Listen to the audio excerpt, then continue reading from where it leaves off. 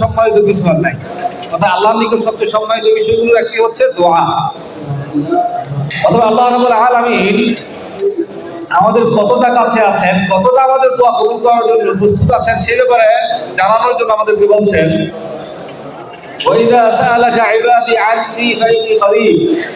আমার বান্দা যখন আপনাকে জিজ্ঞেস করে, যখন আমার বান্দা আমার ব্যাপারে জানতে চায় আপনার কাছে, তখন আপনি বলে দিন ফাইন্নী করিব, আমি খুবই নিকটবর্তী, খুবই কাছে।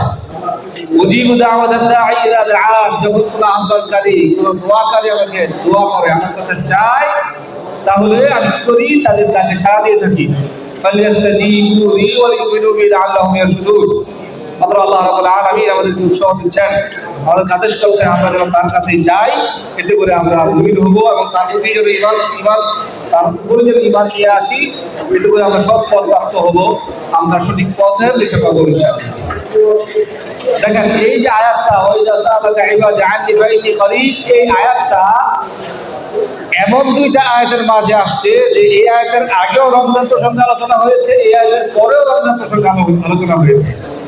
এখান থেকে বোঝা যায় যে এমন হতে পারে যে ফিহি ইশারাতুন ইলা আন্না দুআ ফি হাযা শাহরিল মুবারাক হারিয়ুন বিল ইজাবা ওয়া হারিয়ুন বিল ইজাবা, যে এই রমজান মাসে দোয়া করলে দোয়া কবুল হবে, এর বড় একটা ইশারা হতে পারে না যে এই দোয়ার আয়াতটা, আল্লাহর কাছে চাওয়ার আয়াতটা আল্লাহ সুবহানাহু ওয়া তাআলা দুইটা সিয়ামের আয়াতের মাঝে কি করেছে, স্থাপন করেছে, দিয়ে এসেছে।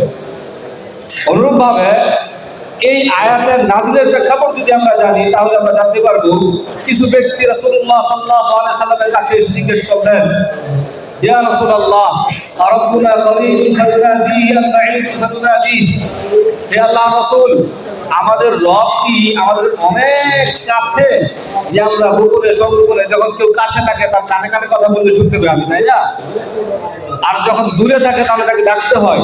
ঠিক তাহলে সাহাবীরা বলতেছেন যে আল্লাহ কি আমাদের অনেক কাছে যে তার সাথে আমরা গোপনে একাকিত্বে চুপিসারে কথা বলতে পারবো, কিংবা আমরা গোপনে আস্তে আস্তে বললেও শুনবে, নাকি আল্লাহ অনেক দূরে যে আল্লাহকে আমাদের ডাকতে হবে, উচ্চ স্বরে ডাকতে হবে ইয়া রব, বা আরো জোরে ডাকতে হবে, এরকম কিছু?